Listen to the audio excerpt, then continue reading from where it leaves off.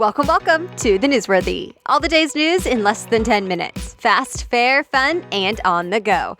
Today, we're talking about everything from President Trump's trip to Florida and Sears Bankruptcy to the Mega Millions and weekend box office. Those stories and many more in less than 10 minutes. I'm Erica Mandy. Today is Monday, October 15th. You ready? Let's do this. Today, President Trump and the First Lady will visit areas impacted by Hurricane Michael. They're scheduled to survey the damage in both Florida and Georgia. Hundreds of thousands of people in the Southeast are still without power. The New York Times says some may not get it back for a couple of months. And the death toll has gone up to at least 18 now. The AP reports one FEMA official called the damage left behind some of the worst he's seen. All of this, of course, from a strong Category 4 hurricane that hit the Florida Panhandle last week and worked its way to Virginia. But the recovery is in the works. Thousands of Florida National Guard soldiers have search and rescue efforts underway, and FEMA employees are getting people signed up for the federal money they'll need. USA Today says classes at Florida State and Tallahassee will start back up again today, and state offices will reopen. Still, there's a lot of work ahead. There are new threats between the U.S. and Saudi Arabia, each country saying they could hurt the other's economy. The reason? A prominent Saudi journalist who was living in the U.S. and writing for the Washington Post is still missing. Remember, Jamal Khashoggi went to the Saudi consulate in Turkey earlier this month, but he hasn't been seen since. Turkish officials say Saudi Arabia had him killed. Saudi Arabia says not true. And now it's a question of what the U.S. should do about it. On CBS's 60 Minutes, President Trump threatened, quote, severe punishment if it turns out Saudi Arabia is responsible. U.S. lawmakers are showing they are not happy about this either and are ready to take severe action. And already some big U.S. businesses like Ford, JP Morgan, and Uber have stepped away from going to a big Saudi investor event. Reuters reports top Saudi officials are pushing back now, saying U.S. sanctions could start a, quote, economic disaster that would rock the entire world. USA Today says President Trump plans to speak with the Saudi king, as well as meet with the missing reporter's family, so stay tuned. From a Turkish prison to the White House, an American pastor who was under house arrest in Turkey is now back home with a stop at the Oval Office. We've talked about Andrew Brunson before. President Trump has pushed hard to bring him home. But now the president says this could lead to great relations with Turkey. And Trump is promoting the whole thing while on the campaign trail. For the first time since Donald Trump became president, First Lady Melania Trump sat down for a one-on-one interview. ABC News aired the interview Friday night. The First Lady said several things, including how she loves her time at the White House. As for some of the more controversial headlines, she said she feels she's one of the most bullied people in the world, and that during the Me Too movement, she supports women, but accusers should have more evidence. She described her frustration with media speculation and said in Washington, you always have to watch your back, that she and her husband don't necessarily trust everyone at the White House. Today is the day a highly anticipated lawsuit goes to court. It's the case against Harvard University dealing with affirmative action. The suit accuses the Ivy League school of discriminating against Asian Americans or holding them to a higher standard. Harvard says not true, that decisions are based on legal precedent and that race is only one of many factors when deciding which students to accept.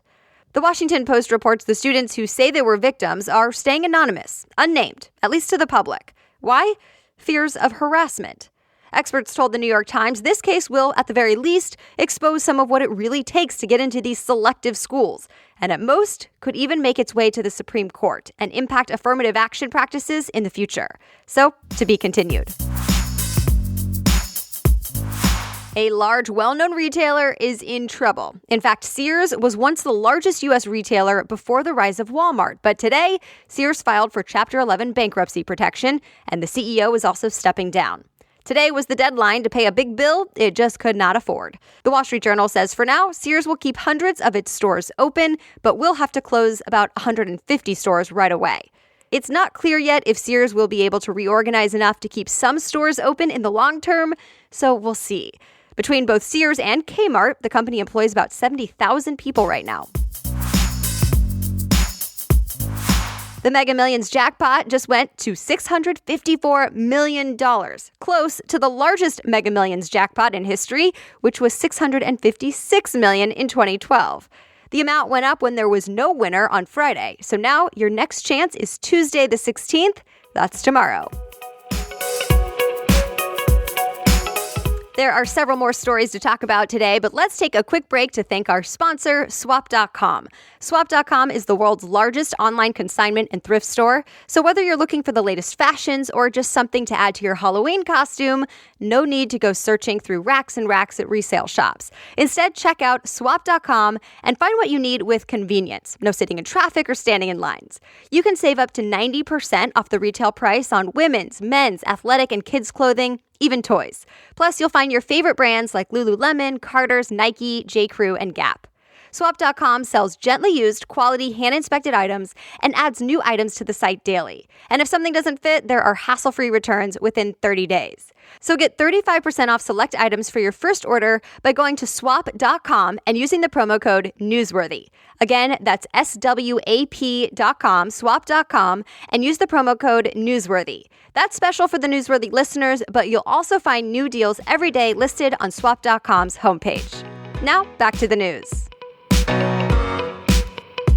The FDA is calling out a company for something quite unusual. Selling vape juice with Viagra in it, or at least an active drug found in Viagra and Cialis. The Food and Drug Administration accuses the company HelloSig Electronic Technology of putting the unapproved drugs into two of their e-liquid products. Time reports one is even called e-Cialis.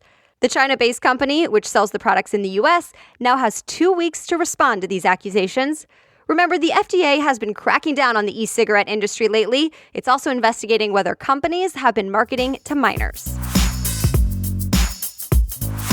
Heads up, one of the Venmo fees just got higher. TechCrunch reports Venmo is raising its fee to instantly send money through a debit card from just 25 cents to 1% of the amount you send, with a minimum of 25 cents.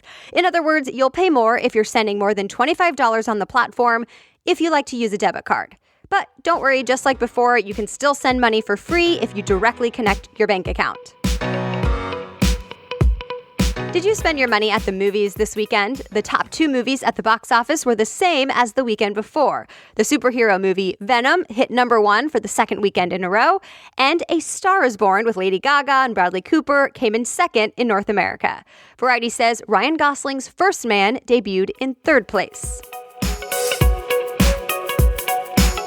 They were one of the most high-profile couples this year, but now SNL's Pete Davidson and pop star Ariana Grande are calling it quits. TMZ reports they called off the engagement, saying it's just not the right time for their relationship. This year, Americans are expected to spend $2.6 billion on Halloween candy. So which is your favorite?